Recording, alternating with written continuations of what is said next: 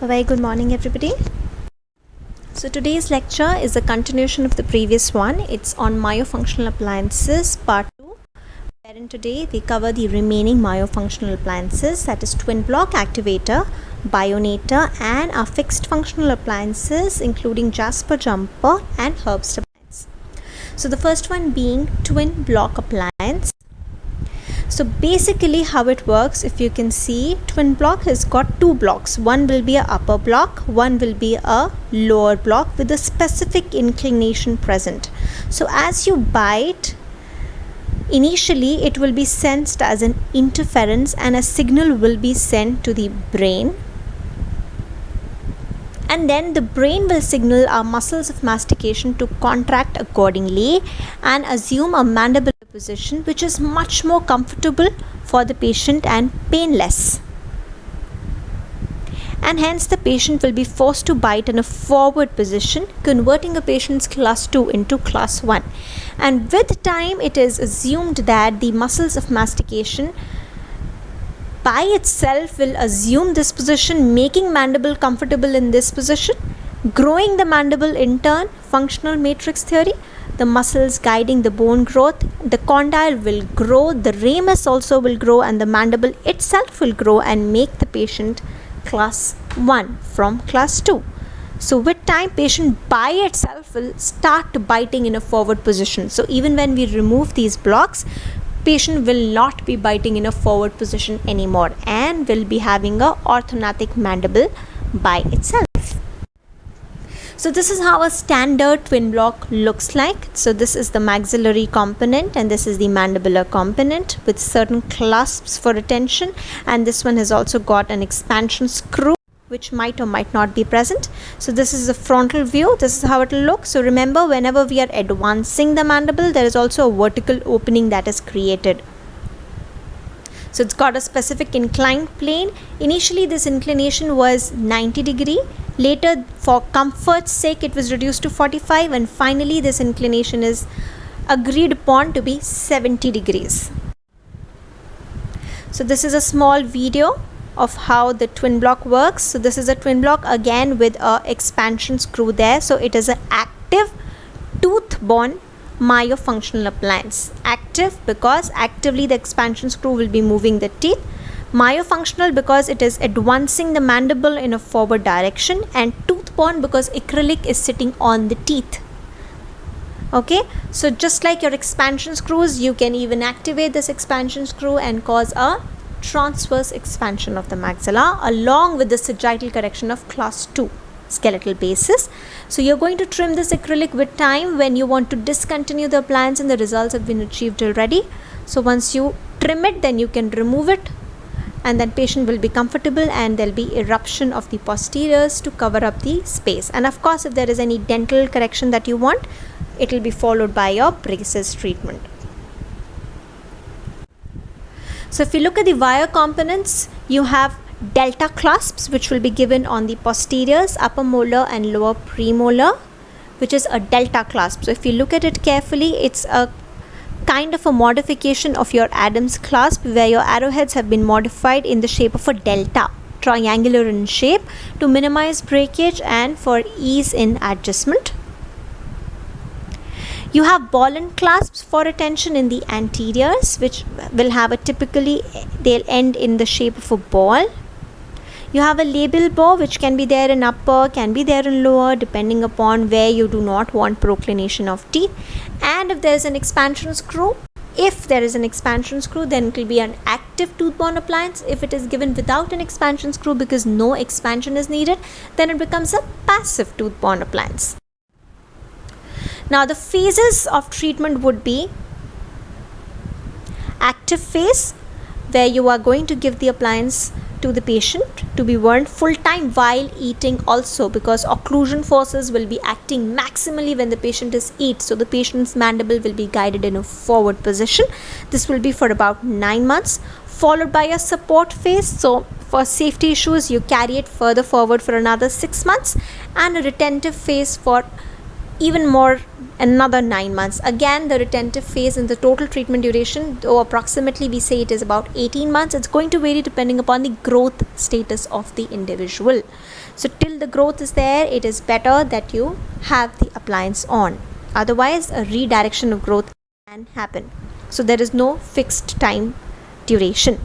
Bite registration, remember, we record a construction bite, we force the patient to bite in a forward position, we keep the wax in between, and then in that position we make the appliance, right? So William Clark says if overjet is about 10 millimeters, then you can actually do single advancement. Make one appliance, make the patient bite edge to edge, cover the entire 10 mm and make an appliance in this position and give it to the patient. So you can use your regular wax, or you can even use a project bite gauge which looks like this. It helps you measure exactly how much advancement you have done for the mandible.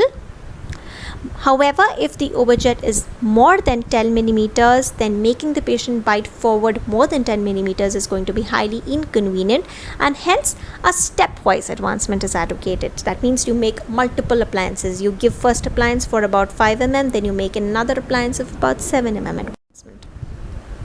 So you can use a project bite gauge if you are confused that how much the patient has bit forward.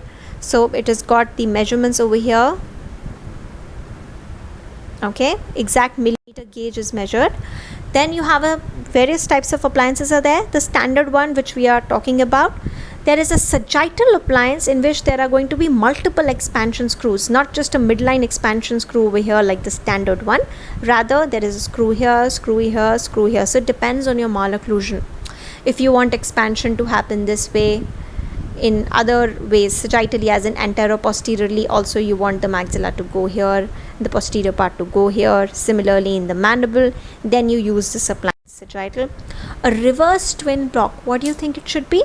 Reverse twin block, that means not for class 2 but for class 3 correction. So suppose the patient is class 3, so here I want the mandible to be guided in a backward position when the patient bites. This is how the patient should be biting. So you look at the direction of the incline, it is a reverse inclination. So you're forcing the patient to bite in a backward position and hence get a positive overjet and a class 1 incisor relationship from a class 3. Then you have a magnetic twin block. This is an additional feature which helps, it makes the appliance more convenient for the patient. So you can add attracting magnets at the inclines, so they'll have an attractive force towards each other. Hence the patient will find it easier to locate the incline and bite in the forward, or for that matter a backward position, depending upon the malocclusion. So we move on to the next appliance, which is your activator. Remember, activator is the first myofunctional appliance which was introduced. It is supposed to be the simplest of all, with just one wire component and one acrylic component itself. So it started initially, we started giving it as a retainer, hence it was called a biomechanic working retainer. And then it was realized that few people will have a problem that when they go off to sleep, the airway goes behind and it obstructs, the tongue goes behind and it obstructs the airway. So if you give this appliance to the patient, it used to force the patient to bite in a forward position, and along with the mandible it used to take the tongue also in front, and hence it was given the name of NAPA, Nocturnal Airway Patency Appliance. And since it was introduced by Andresen, it is also termed as Andresen appliance, and it was introduced by Andresen in Norway and hence also called as Norwegian appliance. So all these are the names for the same appliance, our first myofunctional appliance, which is the activator. So initially it was just being given to advance the mandible. Later it was realized whenever you advance the mandible, you are also opening the bite. Whenever you take the mandible in front, you will realize the bite also opens up. It goes, the mandible goes slightly down also. So it was used for correction of deep bite also. Then it came into use for your Pierre-Robin syndrome, as I had explained to you in the previous lecture. It basically will prevent the tongue from collapsing your airway. It will bring your tongue also in front along with the mandible. And then finally Andresen had introduced it for his own daughter in Norway, hence called Andresen appliance or Norwegian appliance for your class 2 correction. So that's how this appliance looks like. Very simple. It's one acrylic block and only one single labial bone. That's it. Very simple. So you just have to record the construction bite correctly, give this appliance, and the patient is forced to bite in a forward position. So what are the indications? Indications are going to be same for all your myofunctional appliances, but since this is a continuation of the previous lecture, so just for a revision sake I'm telling. So all your skeletal and muscular problems, skeletal problems which can be in any plane, sagittal, vertical or transverse. So what problem do we have here? It is a class 2 problem. So class 2 skeletal base, we are going to give a activator. It can be class 2 division 1, division 2, that's just the difference in your incisor relationship, but the patient is skeletally class 2, you give this appliance. Or it can be a class 3, or it can be a vertical problem, it can be an open bite, or it can be a deep bite. Any skeletal problem you can give your activator. And of course, as I had told you in the previous lecture, it will be given for retention till growth is left, fearing that there can be redirection of growth and any unfavorable growth of the jaw bases can happen. Contraindications will be if there is dental problem instead and you're giving a myofunctional appliance. Remember, dental correction, you need braces. And if there is nasal stenosis, why do you think this should be a concern? Nasal stenosis means we are assuming there is a respiratory problem. Patient might be a mouth breather, and all these myofunctional appliances, at least the removable ones, are very bulky. So you obstructing the mouth itself, it might become very uncomfortable for the patient.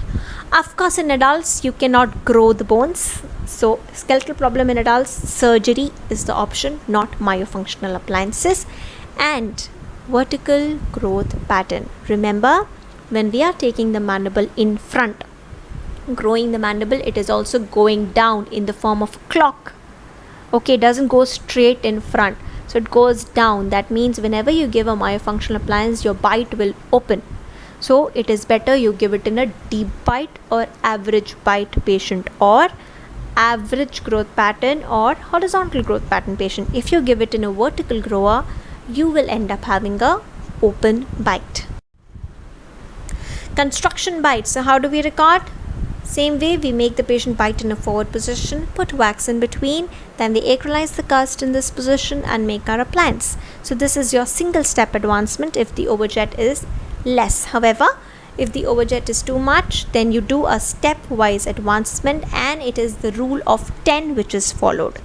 10 means vertical versus sagittal advancement should not be more than 10 mm. That means how much you take the mandible in front and how much the mandible goes down. That means your interincisal gap also you will be measuring. Total discrepancy should not be more than 10 mm, otherwise it is very uncomfortable for the patient. So depending on that, we have two types of activators. You have an H activator, where you want your major correction to happen in horizontal or sagittal plane. That means your overbite is more or less normal, you don't want any correction in that, and you want your entire 10 mm actually to be in horizontal plane. So you just make the patient bite forward. You don't want any interincisal gap coming in or the mandible going down. You don't want any bite opening.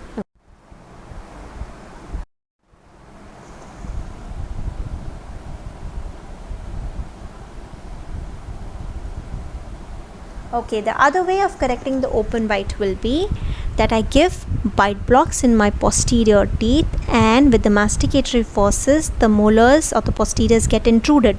Then also I can correct my open bite.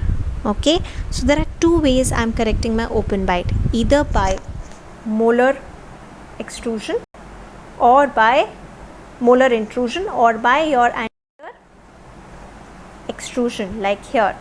I give elastics and I extrude my anteriors and I correct the open bite. Correct? Okay, now for deep bite correction, the reverse type of dental movement will be required. So I can give, for example, an anterior bite plane appliance which has got extra acrylic in the front region. So my lower anterior teeth are hitting there. So the posteriors are getting disoccluded. So if you look at this, there is minimal intrusion of the anteriors which might take place because of this, and there is going to be posterior extrusion because that extra space is left there. So this extrusion will happen by itself because teeth always want to contact each other. That's a part of natural compensation. So this is a way deep bite correction will happen, by incisor intrusion and molar extrusion. So you remember how you're correcting your deep bite and open bite. So sometimes your activator, you can plan accordingly to move your anteriors, posterior or certain teeth and even cause certain dental movement. Why I'm highlighting this is because your myofunctional appliances are aimed at bringing about skeletal movement, but sometimes if you can bring your acrylic or trim it in certain way, then this activator appliance can even be used for causing dental movement. Like in this picture, if you see, if I extend the acrylic like this, that means it will have mild intrusive effect as the patient bites onto it, onto my anteriors. Okay, this shows labial bow. So I have a labial bow here, I have put a labial bow here. That means I don't want them to procline. Okay, and I am also causing intrusion of these anteriors. So what will get corrected here? Deep bite or open bite? If I intrude my anteriors, what should happen? I am going to correct my deep bite. And if instead I extend the acrylic of my activator like this between the molars, that means I will have an intrusive effect on my molars. Then what will I correct? If I intrude my molars, I will be correcting open bite. Okay, now we go on to anteriors again. Now suppose I leave extra acrylic over here, there I leave a space here and I leave acrylic over here. What will I correct? Here I am going to correct open bite. That means I am allowing the extrusion of this anterior to happen and increase the overbite. Remember, if I leave any extra space anywhere, extrusion is a very natural movement which happens by itself. Similarly, if I leave this gap in the posteriors and everywhere else I include acrylic in between, then I am encouraging posteriors eruption. If posteriors erupt, if they extrude, what do I correct? I am correcting deep bite. Okay. Similarly, if I put acrylic like this onto my anteriors very close to their palatal surface and the labial bow I keep it away from the labial surface, then I am going to have a labial pressure on my anteriors and cause proclination of my anteriors. And if I want to retrocline them instead, then I am going to leave little space here behind on the palatal aspect and the lingual aspect, have a tightly adapted active labial bow which will have a lingual or the palatal force onto my incisors, and I will leave space palatally so that they can be pushed behind. Similarly, I can even trim my acrylic and cause appropriate movement in transverse plane as well. Suppose this particular tooth, I want to push it inside, there is a cross bite or scissor bite. So if I want to push it, I leave space here, and from where I want to push, I keep it well adapted. Okay. Now there are various modifications of activator. The details of that are not at all required. If you can remember the names, it is good enough. So you have a HERREN SHAYE activator which is firmly attached to the maxillary arch. You have a bow activator which has got a very unique elastic bow which allows you stepwise advancement. You have a WUNDERERS modification for class 3 correction. That means reverse activator, you can say, in other words, just like your reverse twin block. This one has got a screw over here. So if you open the screw, this part goes there and this part goes here. So this part is attached to the mandible. So your mandibular teeth come here and your maxillary are pushed forward. So your labial bow again over here is adapted away so that your maxillary incisor can come out along with maxilla. And here the labial bow is close together, adapted and active so that it can be pushed inside. So it's for class 3 correction. Then you have a reduced activator which is much more comfortable, and it is a cutout palate free activator again for the TMD patients. TMD as in temporomandibular joint disorder patients, where you want to give relief to the condyles. So you want the condyle and the mandible to be out of your socket for some time because it is causing pain to the patient, and we want the acrylic to be as less as possible for convenience. Then you have Kawatskaya modifications. There are various types, type 1, type 2 and type 3.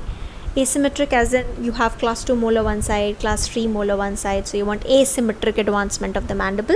You need not know all the modification or their purposes. Probably if you know the names, it is more than enough for all of you.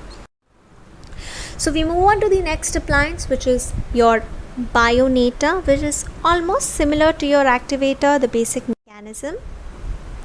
So that's the video for your BIONATOR. This is again a single appliance. It's got one omega shaped wire which is adapted on the palate along with a labial bow. And actually its labial bow is also a little different. The video doesn't show the modified labial bow which is present. So that's the only difference. Rest, the acrylic component looks like your regular activator. It is making the patient bite in a forward position and correcting your class 2.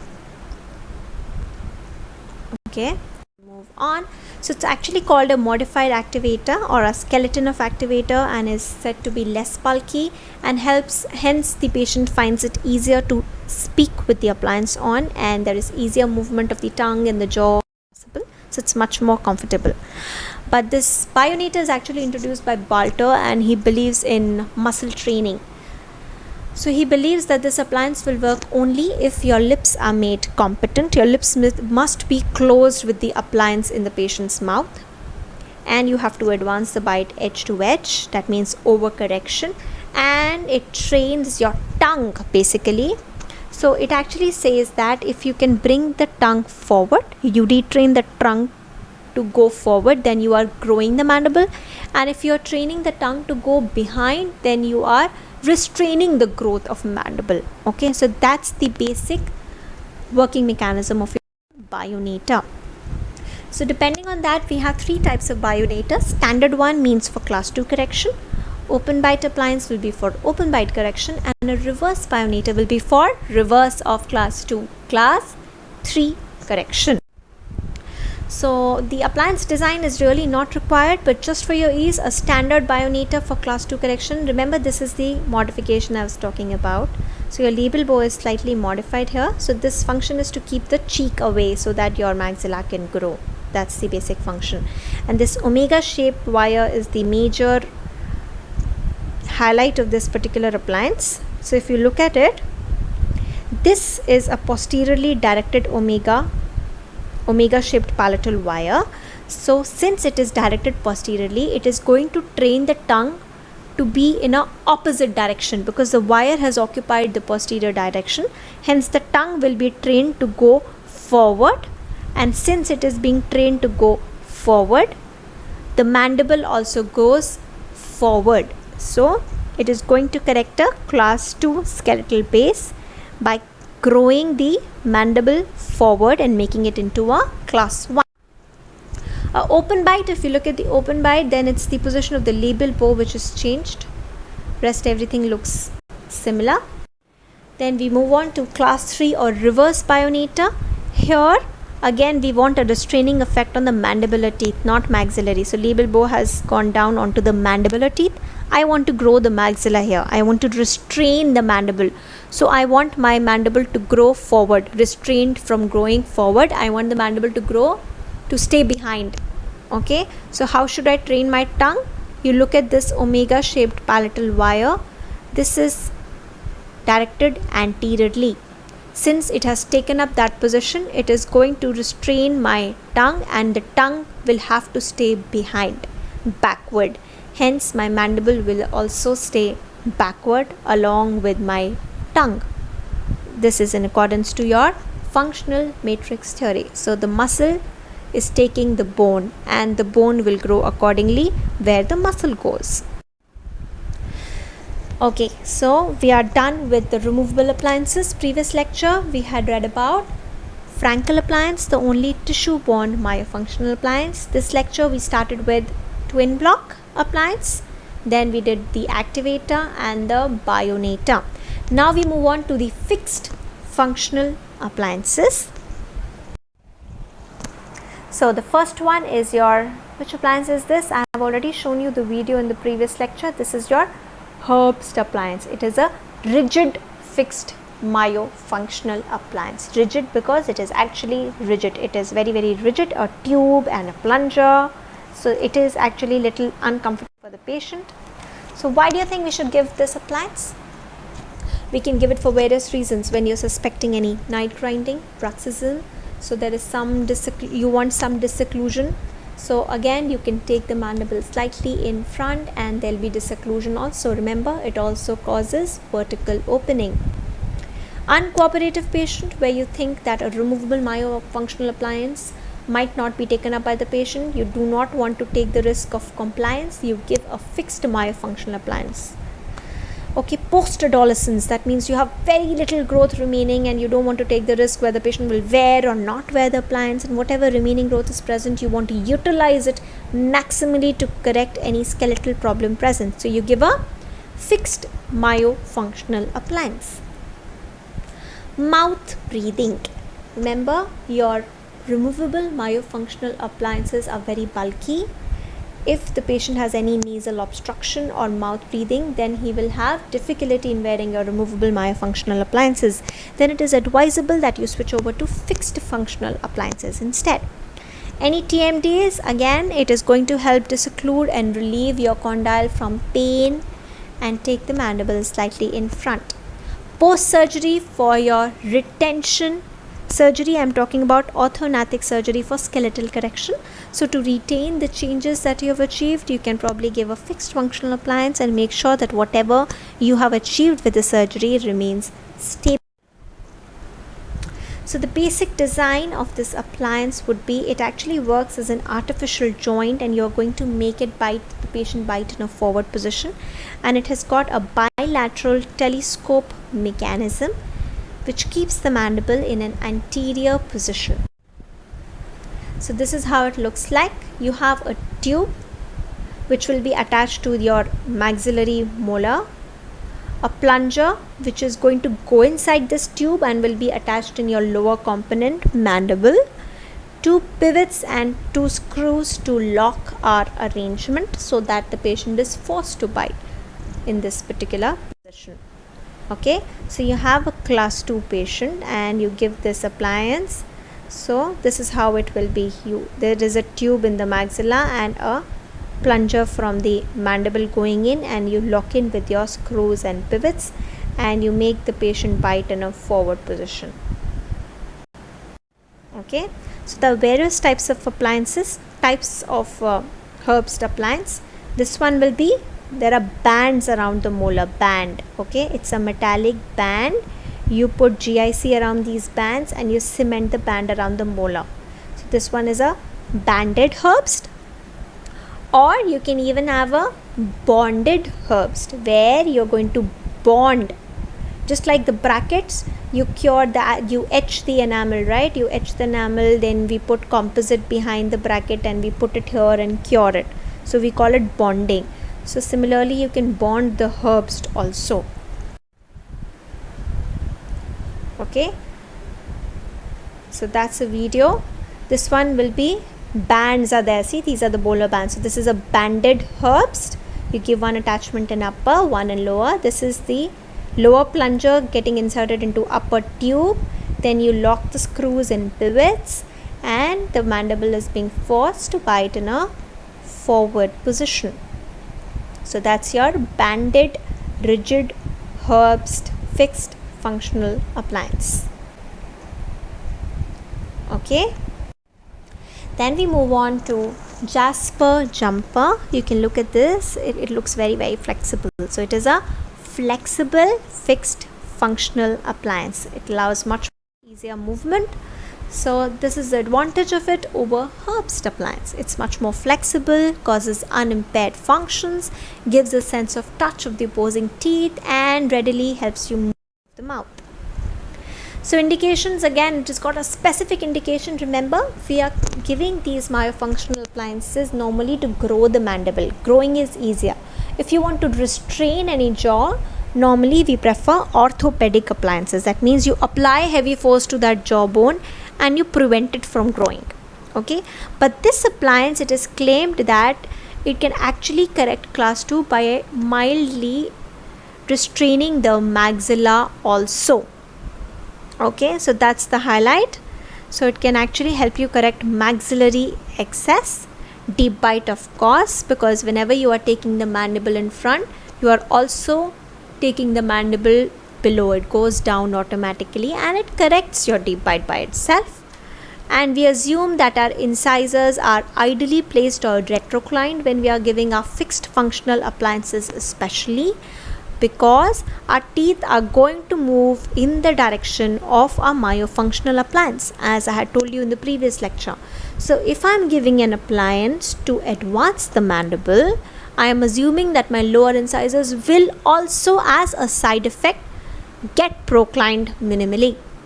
So ideally you should be giving all these myofunctional appliances, especially the fixed functional ones which are attached to the teeth, only when your lower incisors are not proclined to begin with. Contraindications, of course, we want a good growing mandible, not vertical growers, otherwise we will create an open bite.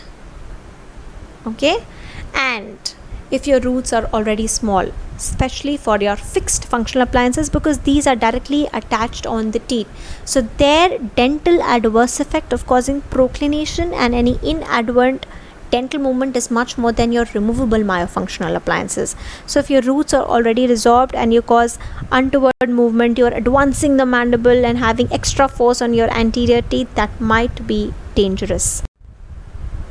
So the basic design is, it has got a force module and anchor units, that means the units from which you will attach it onto the dentition. That's how the force module looks like. So it has got an open coil, a spring which is embedded in a soft synthetic, and it is attached through a special connecting piece. So that's how it looks. So this one is an end-on molar. I had shown this video in the previous lecture also. So just for recap's sake, this ball is going to help me make sure that the appliance stay there and it doesn't go further forward. So I'm trying to decide what should be the length of my spring which I give, because the amount of curvature which is showed, the dip which is showed, will be equal to the amount of advancement I want. Okay, so I'm measuring the distance and I'm going to make the length. The other side it is already installed, this side I'm installing. So this is going to have a, see, if you see, it will have a forward, the patient will be biting forward, but definitely these teeth are going to experience a proclination also, they will have a proclined effect. So it's always better that you give such appliances when your lower incisors are ideally placed or retroclined, especially your fixed functional appliances. Okay, so you attach it there and you're attaching on the upper molar tube and you cinch it, you're bending the wire there so that it is secured. Okay, so you're making the patient bite in a forward position. So that's how it works. So if there are any queries, you let me know. I think we are done the lecture. It is little complicated. Any queries, please feel free to ask me and I'll be ready to help you. It will be my pleasure. Thank you.